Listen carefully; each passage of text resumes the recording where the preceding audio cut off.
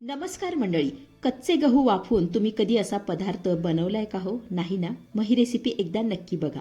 आज आपण ना खूप जुना, काहीसा विस्मरणात गेलेला, अगदी आजी पणजीच्या काळातला पारंपरिक पद्धतीने बनवलेला चविष्ट, चमचमीत, तेवढाच पौष्टिक पदार्थ बनवतोय. रेसिपी आवडल्यास एक लाईक नक्की करा. चला तर मग वेळ न घालवता लगेचच रेसिपीला सुरुवात करूया. त्यासाठी इथं मी ना एक छोटी वाटी गहू घेतलेले आहेत, हे बघा, आणि एक छोटी वाटी हरभऱ्याची डाळ घेतलेली आहे. तर सर्वात अगोदर काय करूया, ही डाळ आणि हे गहू ना आपल्याला 2 ते 3 पाण्याने स्वच्छ धुवून घ्यायचे आणि साधारण 7 ते 8 तास पाण्यात भिजत ठेवायचे. आणि हो, भिजवत असताना आपल्याला गहू वेगळे आणि डाळ वेगळी भिजवायची आहे. तर इथे 7 ते 8 तास झालेले आहेत आणि तुम्ही बघू शकता आपले गहू मस्त असे भिजलेले आहेत. हे बघा, तुम्हाला डाळही दाखवतीये. तर इथे आपली डाळ देखील मस्त अशी भिजलेली आहे. आपण आता काय करूया, डाळीतलं आणि गव्हातलं पाणी काढून टाकूया. तर इथे तुम्ही बघू शकताय गव्हातलं आणि डाळीतलं पाणी मी काढून टाकलेलं आहे. हे बघा, आपण आता काय करूया, ही डाळ आणि गहू मिक्सरवरती वाटून घेऊया.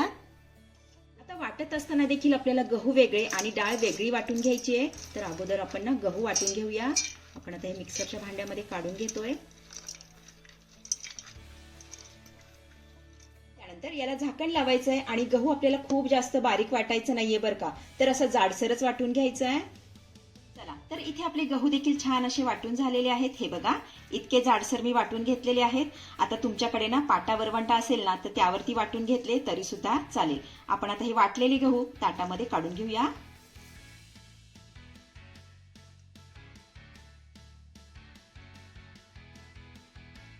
गहू काढून झाल्यानंतर याच मिक्सरच्या भांड्यामध्ये आपण भिजवलेली डाळ काढून घेऊयात.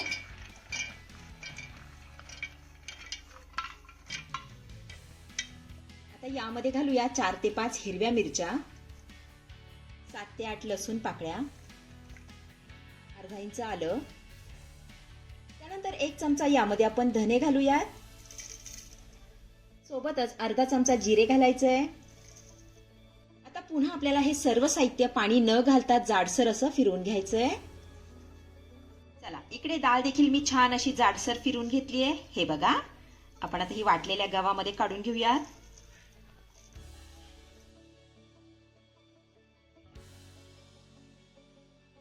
डाळ आपली काढून झाली की यामध्ये घालूया भरपूर अशी बारीक चिरलेली कोथिंबीर. त्यानंतर चवीपुरतं मीठ घालूया. पाव चमचा हळद घालायची आहे.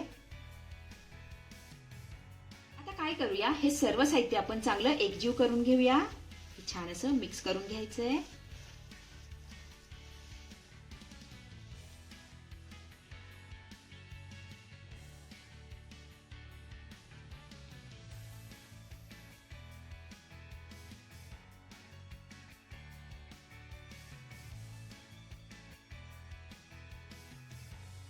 इथे मी ना सर्व साहित्य छान असं एकजीव करून घेतलेलं आहे. हे बघा, आपण आता काय करूया, याचे ना मस्त असे वडे थापून घेऊया. त्यासाठी थोडंसं मिश्रण आपल्याला हातावर काढून घ्यायचंय. हे बघा, अशा पद्धतीने. त्यानंतर या हातावर ठेवून याचा मस्त असा एक वडा थापून घ्यायचा आहे. हे बघा, आता अशाच पद्धतीने आपण सगळे वडे थापून घेऊया.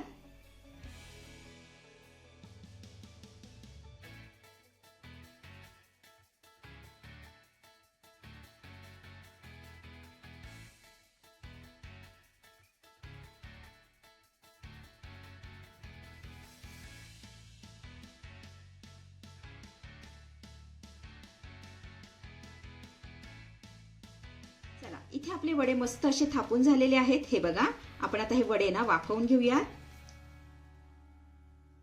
तर आज आपण हे वडे ना पारंपरिक पद्धतीने वाफवून घेतोय. त्यासाठी इथं मी ना एक स्टीलचं पातेलं घेतलेलं आहे. आता यावरती ना आपल्याला कॉटनचा रुमाल ओला करून अशा पद्धतीने बांधून घ्यायचा आहे. हे बघा, छान असा टाईट बांधून घेऊया. तर इथे मी पातेल्याला रुमाल ना मस्त असा घट्ट बांधून घेतलाय. आता यामध्ये ना आपण 1 ते 1.5 ग्लास पाणी घालूया.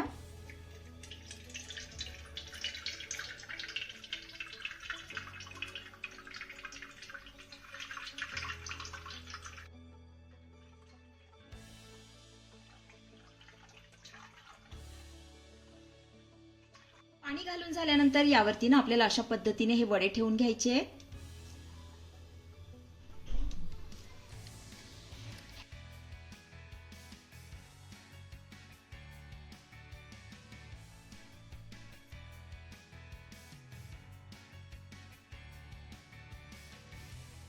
इथे तुम्ही बघू शकताय वडे मी अशा पद्धतीने यावरती ठेवून घेतलेले आहेत. आपण आता हे पातेलं गॅसवर ठेवूया.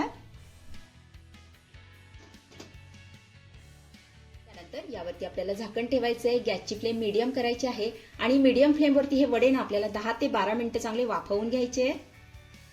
तर इथे 10 ते 12 मिनिटं झालेली आहेत. यावरचं मी झाकण काढतेय. त्यानंतर वड्याला हात लावून बघायचा आहे. हे बघा माझ्या हाताला कुठेही मिश्रण चिटकत नाहीये, म्हणजे आपले हे वडे छान असे वाफवून झालेले आहेत. गॅस बंद करूया आणि हे वडे आपण खाली काढून घेऊया. तर इथे मी ना कढई गॅसवरती गरम करण्यासाठी ठेवलेली आहे. आता यामध्ये घालूया 1 ते 1.5 चमचा साजूक तूप.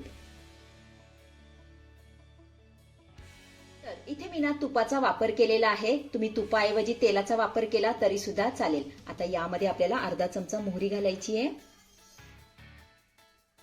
मोहरी आपली चांगली तडतडली की अर्धा चमचा यामध्ये आपण जिरे घालूया. पाव चमचा हिंग घालूया.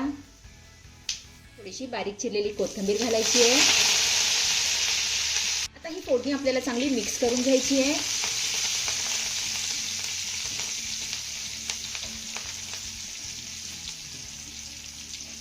फोडणी आपली चांगली मिक्स करून झाली की यामध्ये आपण वाफवलेले वडे घालूया. हे वडे आपल्याला ना 2 ते 3 मिनिटं ना चांगले परतून घ्यायचे.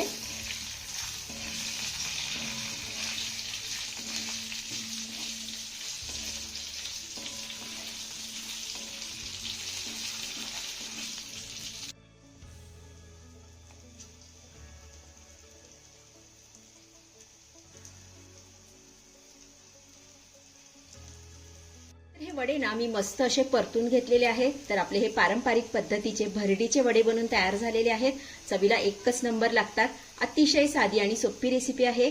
नक्की करून बघा. आपण आता हे वडे ना काढून घेऊया.